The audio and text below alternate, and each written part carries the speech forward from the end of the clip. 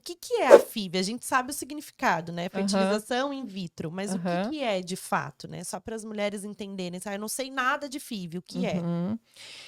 Então, é um tipo de tratamento onde a fecundação, que é o encontro do óvulo com o espermatozoide, ocorre no laboratório. Então, a gente faz um tratamento onde induz a ovulação da mulher. Isso demora mais ou menos 8 a 10 dias, né? Eu costumo explicar assim, ó. Todo mês, nosso corpo recruta lá 15, 20 óvulos. Desses 15 óvulos, ele escolhe um para ovular, que ele considera o melhor, a gente chama folículo dominante. E o restante morre. É um desperdício, né? A gente que tem tanto. Nossa. Morre. Então é a morte celular programada. O que que a gente faz no tratamento? A gente engana o corpo, faz com que todos os folículos cresçam, todos os óvulos cresçam e coleta todos esses óvulos. Esse Para ficar em tempo, uma uma quantidade quantidade melhor. maior, né? Isso, porque nem todo óvulo é bom. E eu não sei ver a qualidade só no ultrassom. Então, é um tratamento que leva mais ou menos 8, 10 dias. A mulher toma alguns hormônios, tá? E a coleta dos óvulos é feito pela vagina, com uma sedação, não sente dor. A gente põe uma agulha bem fininha, Que guiada. espessura tem, doutora? Você já deve ter visto O óvulo? o que que é? É um ovinho mesmo? O que que é? Eu costumo brincar assim, que o ovo, né, é o maior exemplo. A gente tem o ovo lá da galinha, né? O óvulo é a gema. O que acontece com a gente não enxerga o nosso óvulo, é muito pequenininho, precisa de um super microscópio para enxergar. Então, aí o que eu enxergo no ultrassom é o ovo, vamos dizer assim, que chama folículo. Então, quando eu ponho a agulha dentro do ovário para tirar, eu vou tirar aquele líquido inteiro do ovo, que vem como se fosse a clara e a gema, sabe? Tira tudo. Uhum. Aí ele cai num vidrinho. Tá lá num E não vidrinho, fura, igual o não ovo, fura. que a gema fura.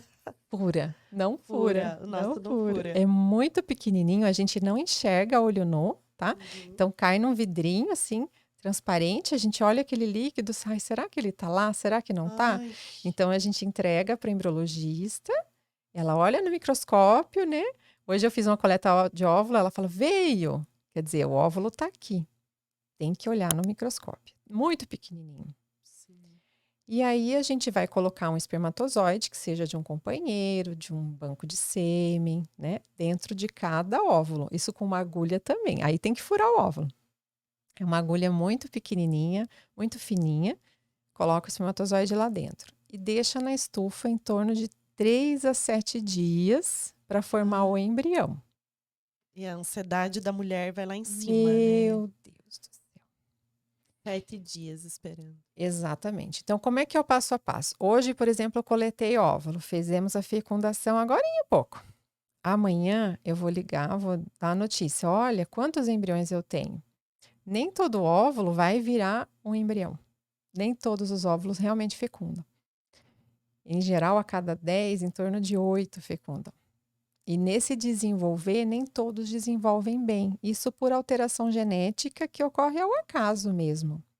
Por isso que a gente não engravida toda vez que tem uma relação desprotegida. Sim, porque é difícil, é uma Uma probabilidade probabilidade muito pequena. pequena. A chance de um casal ter uma gestação, né, numa relação hétero desprotegida é em torno de 20%, 15 a 20% por tentativa. Tem umas que não, né? Tem umas que são parideira mesmo, né? 3, 4 já engravida logo em seguida, Aqueles que ganham na Mega, né? É. Aham. E assim, Mas mas tem outras que que, não, que tipo precisam eu, que demoram precisa tanto mais, tempo. porque às vezes tem a endometriose, é uma das causas, né? É. Pode dificultar o movimento da trompa, pode alterar. Existe uma capinha no óvulo que chama zona pelúcida.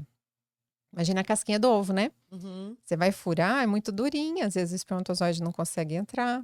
E na fertilização in vitro a gente consegue fazer esse trabalho.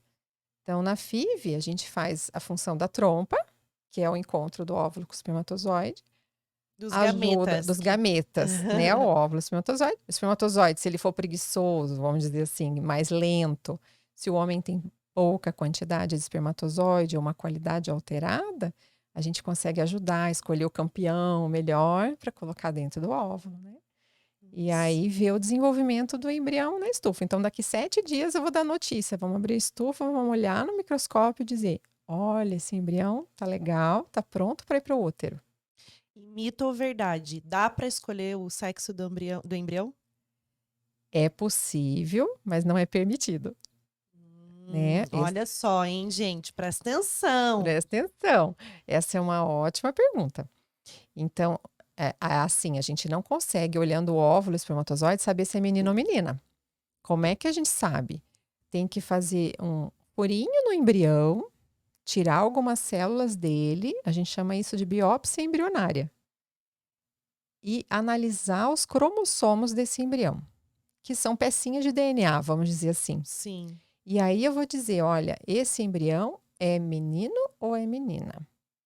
Então, para isso, numa FIV convencional, a gente não consegue saber, porque nem todo mundo faz estudo genético de embrião. Lembra que a gente conversou sobre isso no começo? Sim.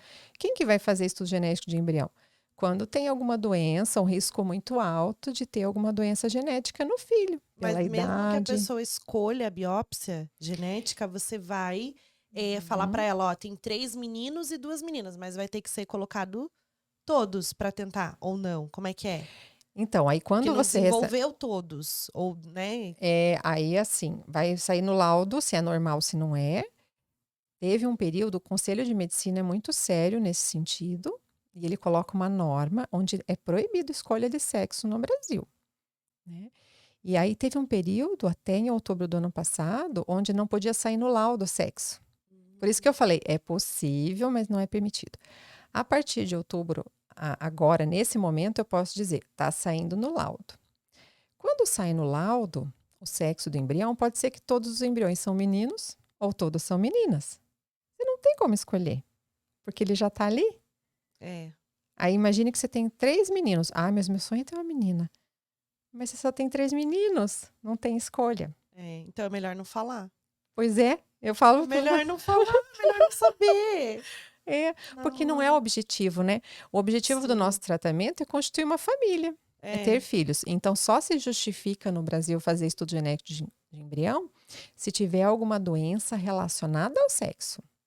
Existem doenças que estão relacionadas ao sexo da pessoa, né? Por exemplo, a hemofilia está relacionada, né? E aí você pode legalmente escolher o sexo do embrião. Nos outros casos, não. Nossa, é bem complexo, É né? complexo, Tem né? várias coisas. E essa história, assim, de. Porque é curiosidade, né? Do Uhum. povo. O povo quer saber. O povo quer saber. De escolha de cor de cabelo, olho. Isso não é possível. Tá, mas a hora que, por exemplo, eu sou uma doadora de óvulos, eu tenho Sim. cabelo ruivo. Aí eu chego lá e falo, na minha descrição, que eu sou doadora ruiva.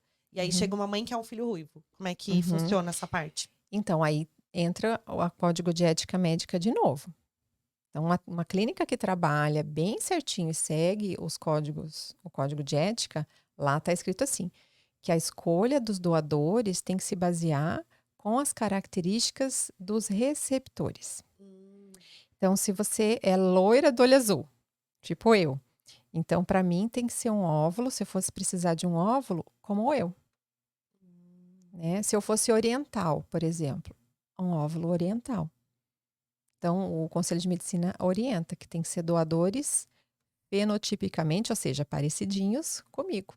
Mas isso por questão Genética. ética ou só ética É mesmo? só questão ética. Mas se a mãe quiser, eu Pois quero. é. Aí, Fica a escolha da família. pois né? é. A gente sabe que tem serviço que às vezes não segue muito o código de ética, né? Às vezes, vamos dizer assim, mãe solo, por exemplo, né? E querem buscar um doador, aí escolhe um doador com as características que ela quer. A gente sabe que isso acontece, né? Mas se for seguir bem a risca, não é recomendado, né?